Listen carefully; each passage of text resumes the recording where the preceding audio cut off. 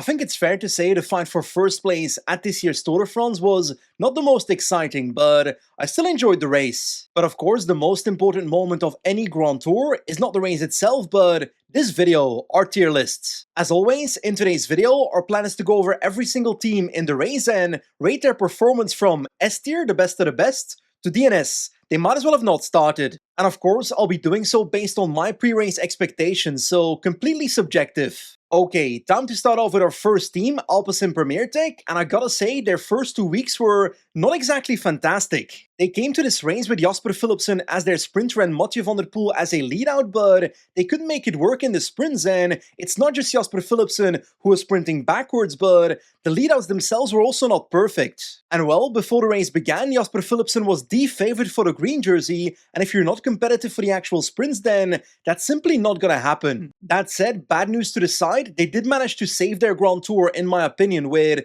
2 stage wins by Mathieu van der Poel, including a epic stage win on the Champs-Elysees and a breakaway win with Jasper Philipsen on stage 17. That is A tier for Alpecin Premier Tech in my book, our first team on the board. Now, our second team was quite controversial, or at least their leader was, Lenny Martinez at Bahrain Victorious. Ever since Lenny left Groupama FDJ to join Bahrain, he's been getting insults thrown at him every single day of the week, and yes, on Alpe d'Huez his tactics were pretty shit, but no need to harass him over it, you know? Especially when this Tour de France results in a GC breakthrough for the man. A top 5 in GC is a fantastic result for Lenny Martinez. That said, outside of Lenny, the team itself was pretty disappointing, especially in the sprinting department with Bauhaus. So I think it's a BT rating for Bahrain, an okay Tour de France. Now, our next team, Caja Rural, brought me in some hot water before the Giro d'Italia when I said the Rocket should have been here instead of them. So I hereby want to thank Caja Rural for proving me right. Like, I enjoyed seeing Alex Molenaar getting the KOM jersey for a couple days and Otruba joining some flat breakaways, but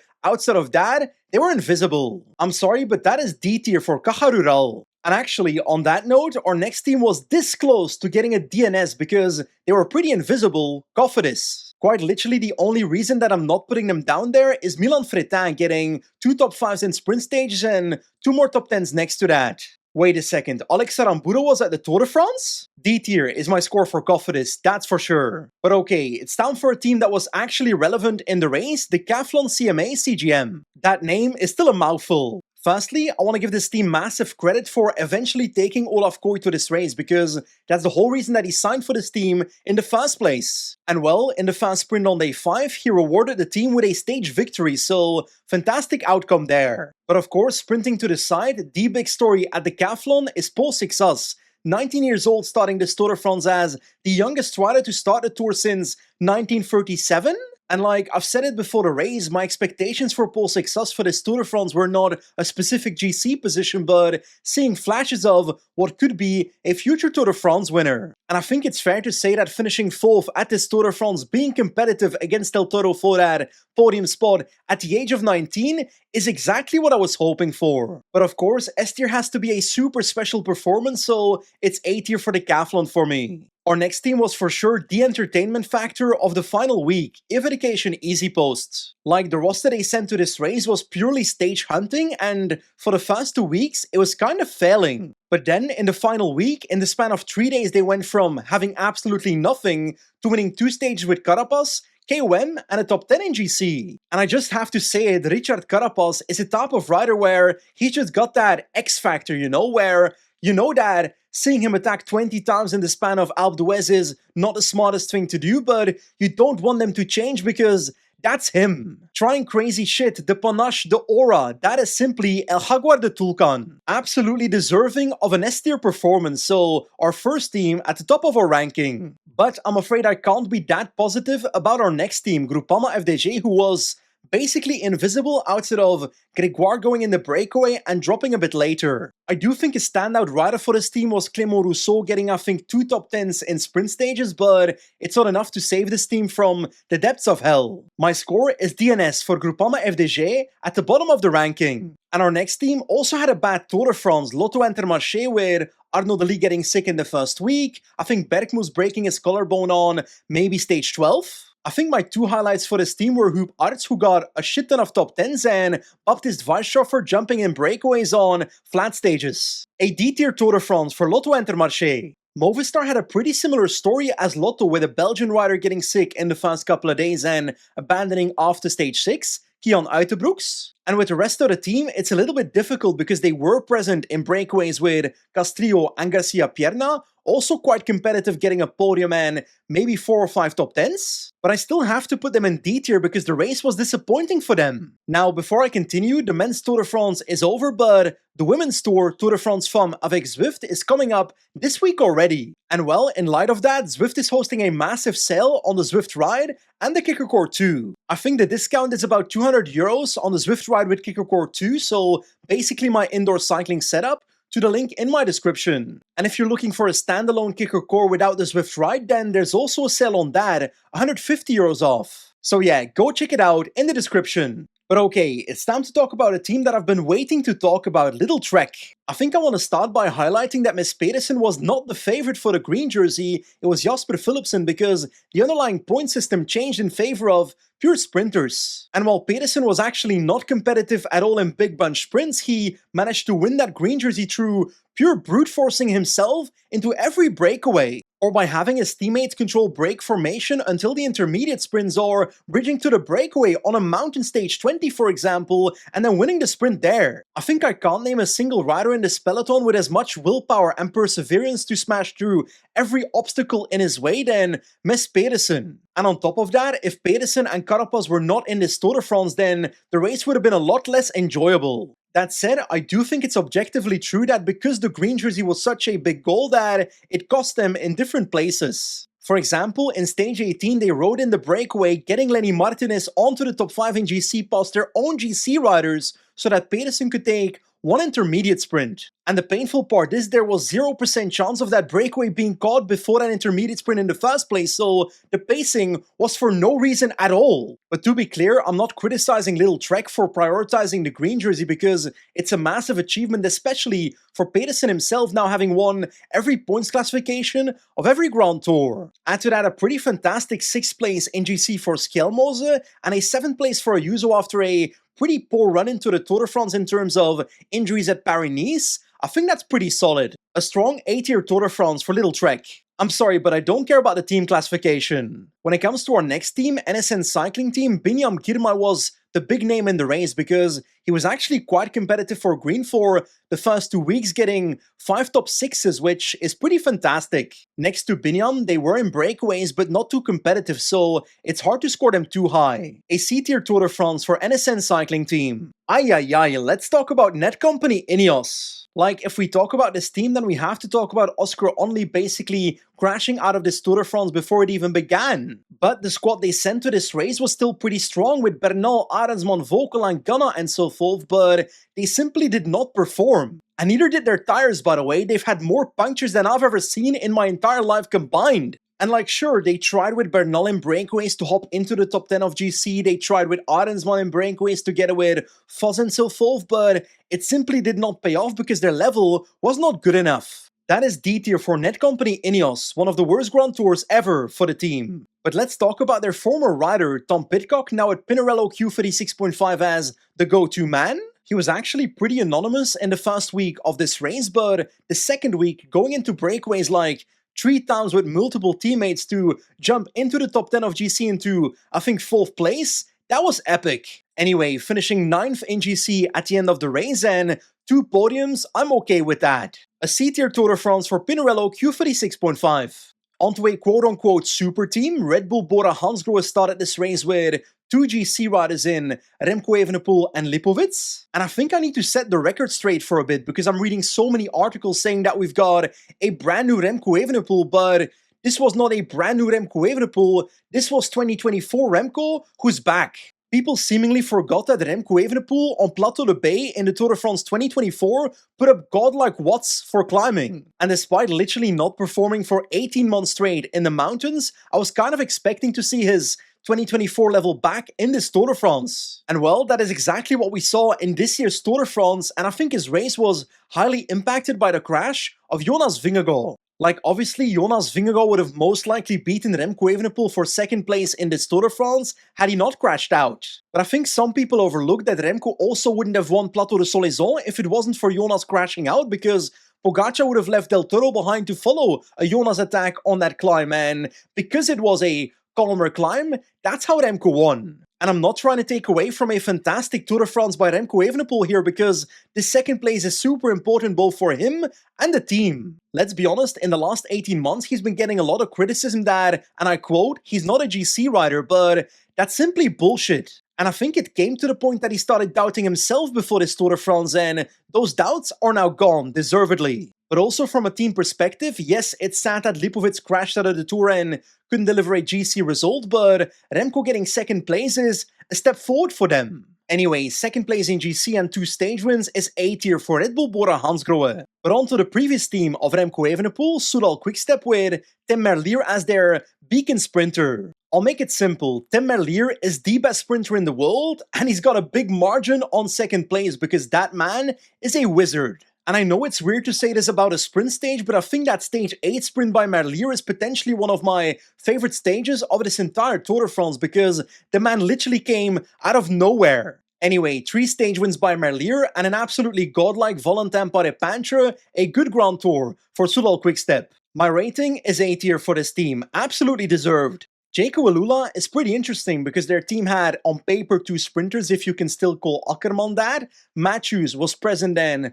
mostly present in breakaways I think, but the man of the match for this team was Mauro Schmidt, with a super strong stage win on day 13, and on top of that 2 more second places in the race and I think 2,600 UCI points now this season, so a top 10 rider in the world in terms of the ranking. It's a B-tier Tour de France for Jaco Alula for me. I'll be honest, our next team is in a pretty dire situation. Picnic Postenel was invisible in this race and invisible in this entire season, so I can give them a DNS for this Tour de France, but I should be giving them a DNS for the entire season. I'm sorry, but they're joining Groupama at the bottom of the ranking. They did nothing. Next up is a French pro team, Total Energy, and they actually performed better than I expected. Before the race began, I quite literally said that it's impossible for Jordan Gigot to once again finish top 10 in this race because it's a much more competitive race than last year. Well, spoilers, I couldn't have been more wrong because this man once again finished top 10, 10th place for Jordan Gigot.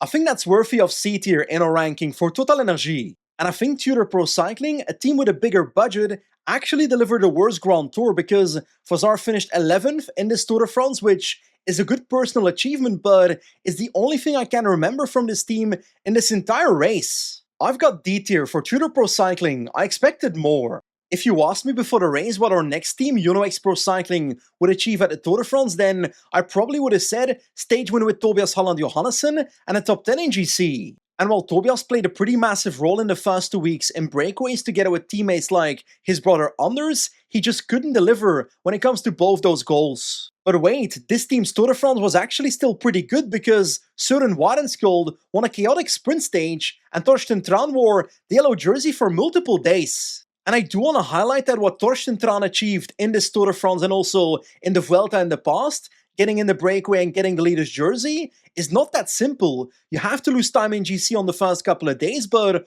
also not too much time because you have to be the first placed rider in GC in the breakaway. I can assure you that is not luck, that is skill and brain, and Torsten Tran, he's got it. I think it would have been B tier if they only had the stage win, but it's A tier with that yellow jersey. And the third last team is Astana with a sprinter in Max Kanter who was actually pretty competitive and intermediate sprints getting very close to the podium in the green jersey classification, if I value that. But of course, Tejada's breakaway day on stage 13 together with Schmidt losing that 1-to-1 sprint is their best day on the bike for me. I think it's C tier for Astana, close but no cigar. But okay, it's time to talk about the team of the winner, Tadej Pogacar's UAE Team Emirates. I know I'm basically doing the Obama meme, giving myself a medal here, but before this race started, my prediction was simple. Victory for Tadej Pogacar, 3rd place and white jersey for Isaac Del Toro, and 5 to 6 stage wins, and that's exactly what happened. Congrats, Benji, you predicted the favorite would win the race. Now, I do want to give my controversial take on something here, because Tadej Pogacar just won the Tour de France for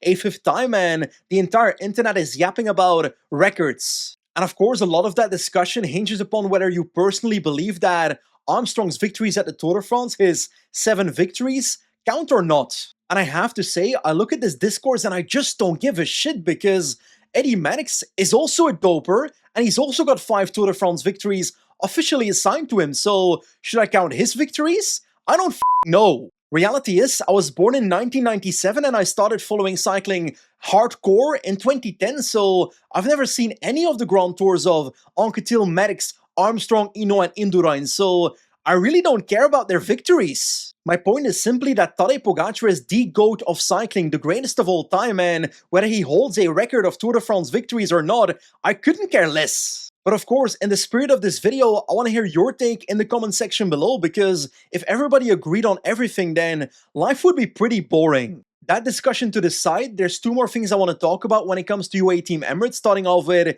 Tadej Pogačar's level. Like, if we take a look at the last 5 years of cycling, Tadej Pogačar has evolved as a rider throughout that period, especially in 2024 when he had his best year in terms of watts, better than 2026. But only by a small margin, because Plateau de Bay in 2024 was a little bit higher level than this year's Alpe d'Huez. What I'm trying to say is, this is peak Pogačar. This is Pogačar at his best, and most likely at the best that he will ever be. Which is why I think the scary part is that last year, Almeida crashed out before the mountains even started, and this year, half of his team was basically sick, and McNulty hit by a car in the final week.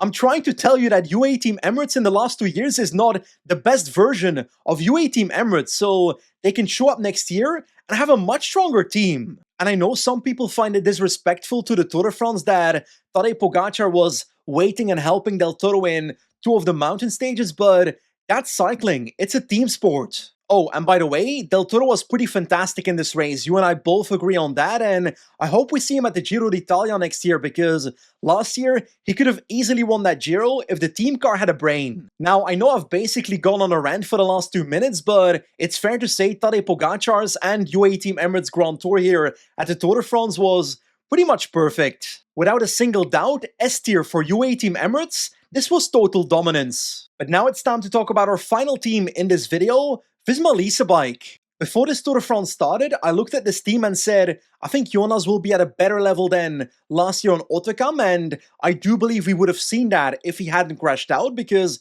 he was climbing better on Tourmalet. But on that exact stage, it is very visible how much more all-round Tadej Pogačar is as a rider, because Jonas did not lose that much time on the actual Tourmalet climb, but the descent and the Gavarnie climb, which was 4%, which is absolute watts more being relevant than watts per kilo, that's where Vingegaard lost so much time. And I shouldn't forget to mention that the race started off pretty perfectly for this team in advance to that, with a TTT victory and a first yellow for Vingegaard. I do think the team strategy was pretty different this year than last year, because in 2025 they basically went all out scorched earth tactics with crazy attacks and so forth in the first 2 weeks. And while quite a few people criticized that strategy last year, I still think it was a good one, because the reality is, Tadej Pogačar will not be beaten by Jonas Vingegaard on average throughout a Grand Tour, so you gotta try and hit him every single day, hoping that there's a bad day somewhere. This year, I feel like we saw the opposite of that, where they tried to handpick certain stages, and to be honest, I don't even think they got to the stage where they wanted to try something, which was Plateau de Solaizon, but Mr. Vingegaard crashed out before the climb started. But I want to put strategy to the side for a second, because we gotta get to the real problem here, which is Jonas Vingegaard is a notably worse rider than Tadej Pogačar, still better than the rest, but that's not relevant here. And on top of that, the team of Visma Lease Bike is worse than UAE Team Emirates, because they don't have an equivalent to Del Toro as a second man. And while Sepkus was pretty fantastic in the final week, Jorgensen was not, and was far from his usual level. Piganzoli could not deliver his Giro level, which is expected at his age. I think this team's roster needs proper refreshments for next year, and I don't think this team has the money to do it on the transfer market, and that's why I don't think this is gonna get better for the team next year. Like, sure, Jonas would have finished second if he didn't crash, is my take, but that's not an improvement from before. To summarize, Visma Lease Bike has a worse leader and a worse team and no money to fix it, so I don't see a solution to this problem. Lastly, I do want to talk about those potential refreshments of the roster for next year, and a lot of people are talking about Wout van Aert as one of the riders that would have been at this Tour de France if he wasn't injured. My take on Wout van Aert is simple. I like him as a rider, but as a domestique at the Tour de France in the last 2 years, he's not been delivering. Yes, he's won a stage, but that's different. I do think Wout van Aert can add to this Tour de France team to win individual stages next to the GC quests. And that's exactly why I want to talk about a rider that could join the roster next year, Matthew Brennan, as a versatile sprinter, for the case like this where if Jonas Vingegaard crashes out or has trouble, then you've got a different rider with different objectives that can still deliver victories. And like, I'm trying to avoid being too negative to a team whose leader was basically in second place and crashed out in the final week, but the painful truth is that this Tour de France is the worst Tour de France in maybe 9 years for this team. C tier is my score for Visma Lease bike at the end of this Tour de France. And there we go, this is what our tier list for the Tour de France 2026 looks like. Which of course means it is now your turn to go into the comment section and tell me whether you agree or disagree with my tier list. Anyway, that is it for the Tour de France. As always, thanks for watching, and I'll see you soon. Goodbye.